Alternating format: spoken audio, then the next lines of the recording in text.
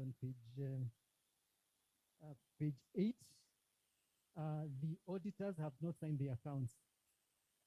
According to the requirement right now, the partner of the audit firm who has approved this, and his name is written here, and his practicing certificate is there, he's supposed to sign these accounts on behalf of the audit firm, so that the opinion that you have read is validated by the partner of the audit firm signing this.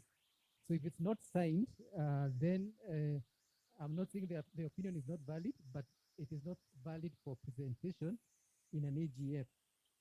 And lastly, when you go on page 9, again, two things are missing here: the date on which the balance sheet or the statement of financial statement was approved by the executive committee. The date is missing, and the secretary has not signed. So again, there are supposed to be 3 office bearers signing together, but only 2 have signed. So perhaps those could be omissions. And in my view, if we have nothing substantial in the document that is missing, this can actually be signed and made right when we are here, and then we proceed. But now, unless your partner is here to sign the audit opinion, I worry about the validity of that opinion from a sort of a procedural point of view in proceeding with this. Thank you, Mr. Chair. There was another hand.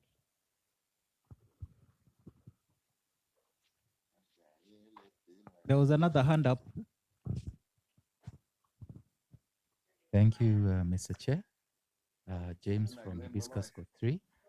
My question relates to one of the line items that Bwana Arthur has highlighted, and that's the accounts receivable. I think that over the years has been that that number sometimes creeps up.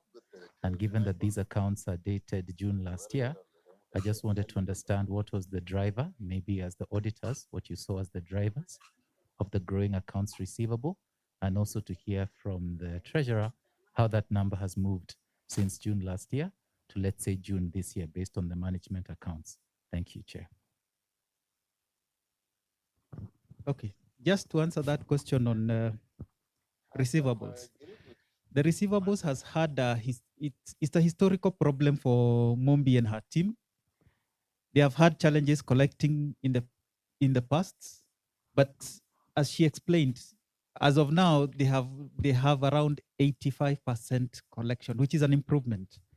But now going backwards to collect the older debts is what she's dealing with. And if people can be able to reconcile her accounts, as she said, indicate what you have paid, and she will be able to reconcile that, and the figure will actually come down. That's part of the problem.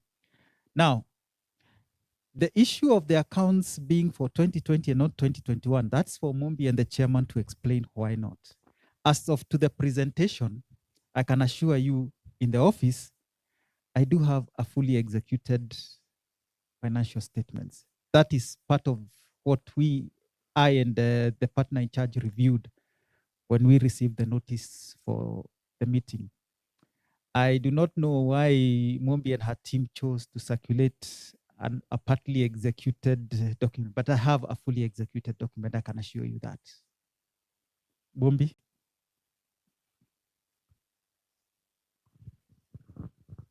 I want to clarify that our year ends 30th.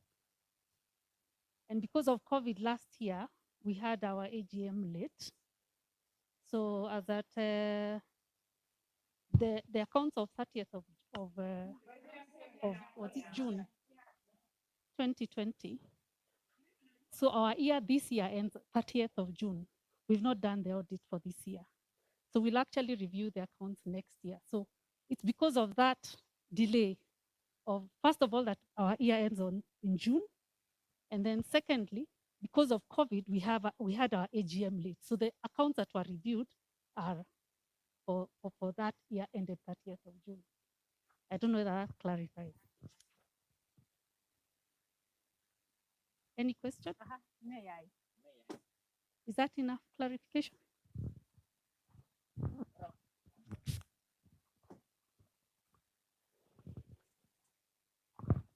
My name is Michael Kigati, Tulip Court 1, house number 41.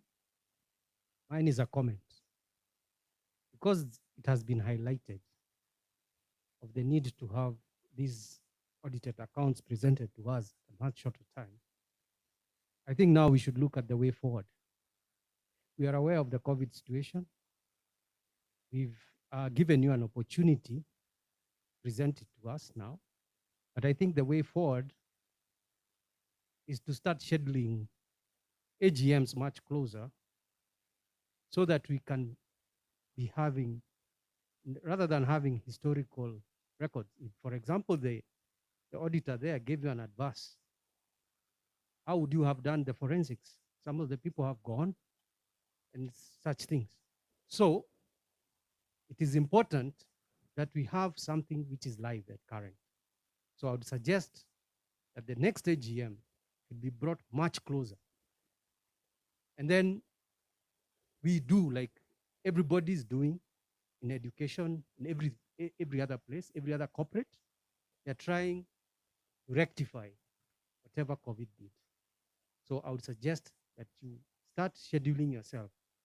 The next AGM be early next year, the first 3 months of next year, so that we may remedy this situation. Thank you. I think that is noted, and Chairman, we'll probably need to have AGM before May next year. Yeah.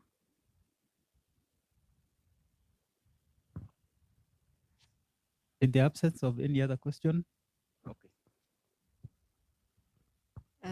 Thank you so much for the report, the Treasurer's report, and the walkthrough through the financial statements. Mine is a comment, probably two of them. First of all, we appreciate the savings accorded to members after OPAS management was removed from the scene. It was mentioned there was 3.4 savings, and that has helped kick quite a number of projects in the estate. The repairs and maintenance, the budget for that was increased by 3 million. My comment on that as an apartment dweller is that for our apartments to remain in tenantable state of repair, I believe it should be prioritized, particularly the painting of the outside of the apartments, because this is not something that individual homeowners can do for themselves. In my court, for example, there's been a situation where there's a block that has about 4 different shades of paint as different owners try to keep up their apartments looking in good condition. So I think as a matter of priority, where repairs and maintenance is concerned for apartments, that should be given priority. And this can be done in phases, giving priority to the apartments which were first built, meaning phase 1. So it's been about 10 years since repainting was done. I think it's reasonable because if a good job is done, it could go for 7 to 8 years. So I'd like to have the team look at that. And the other question I had was about FJRA membership, which we saw was 2.25 in 2020.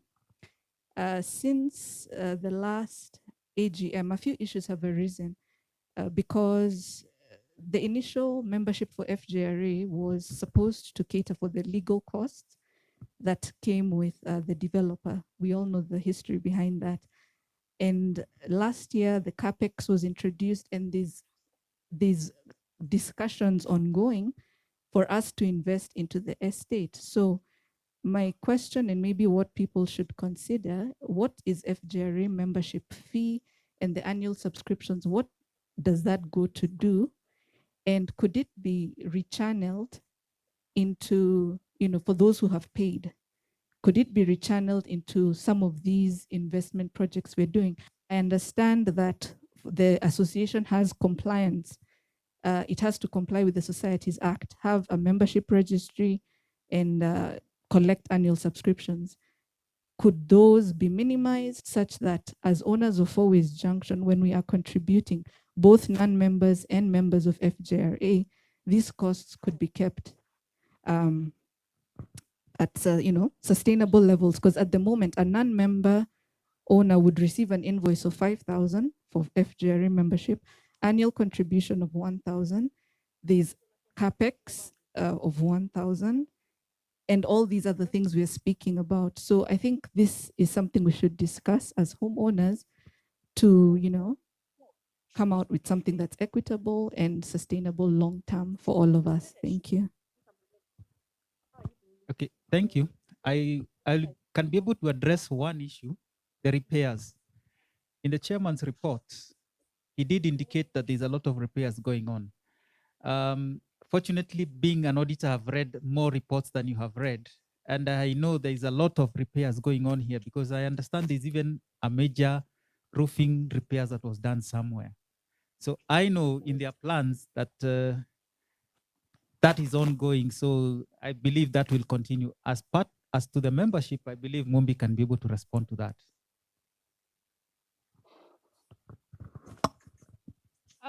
First of all, I'll also add to what he said on the issue of repairs. I think I mentioned in my report that we have now cost centers. You're now paying to a villa account, to villas and the apartment accounts. The beauty of that is that now we are able to know how much we are collecting for the villas and for the apartments. We are also able now to remove our fixed costs. Those are common costs for all of us. And whatever remains in our accounts, the villa account, in the apartment accounts, whatever is left every month becomes available for repairs. So what has happened over time since we started in July is that the amounts that have remained in the repairs in the villa and the apartment accounts respectively, they've accumulated. And so what we were asking management to do is to sit with the court reps of these courts so that you can now decide what you will do with that money. If you want to paint, you paint. Because now we are going down to courts. We are saying in apartments, Daisy, this is the amount that is available for you for repairs. We are also saying in your court, there is this debt that has not been paid.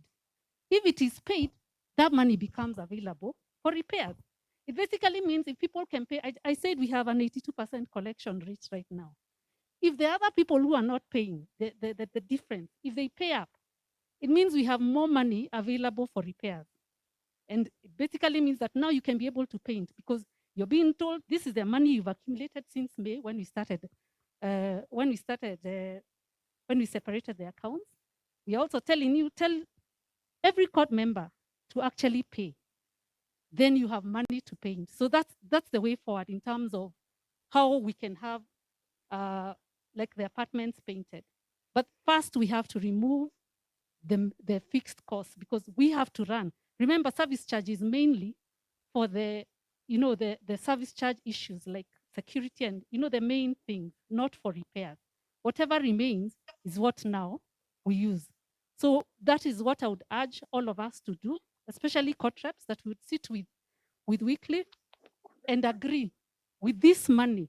If this court, and then again, it also goes down to the people who are not paying, then their blocks shouldn't be painted. It comes down to that. So that's how I would respond on the issue of repairs. I don't know what the other issue was. Or on the membership,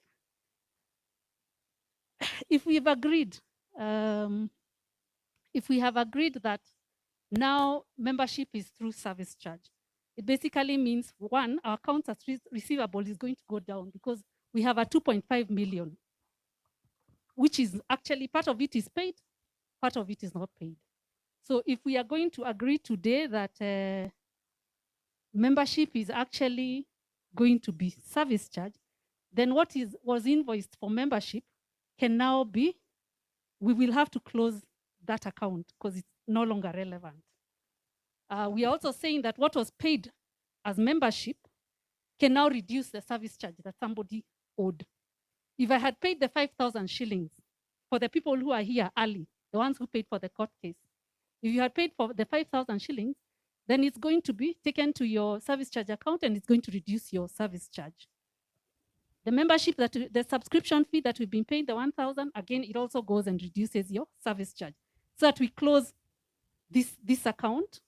Whatever is there, like she has said, we can use it to do some of, because anyway, we need to raise money to do this clubhouse. So we can use it for that. But we're also reducing the service charge for the ones who have paid. Okay, thank you so much. And just a comment about for apartments, really it's not, our service charge actually in our leases caters for keeping it in, keeping our units, the repainting and the maintenance of the blocks. That's actually the allocation for service charge. I just wanted to, just clarify that.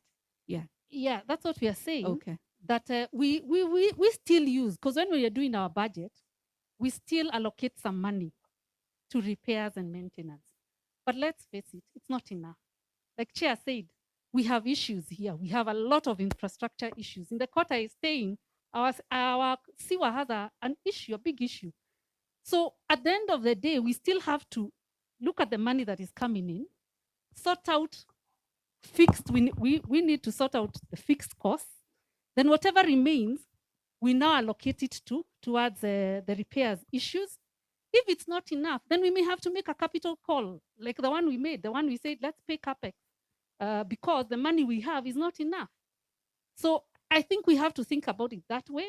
We also need to encourage people to pay their service charge, because now we are taking ownership. The apartments account, the people who are signing off, actually apartment members in the executive committee. We have Jambi and we have Khadija signing. So there is that ownership. You can't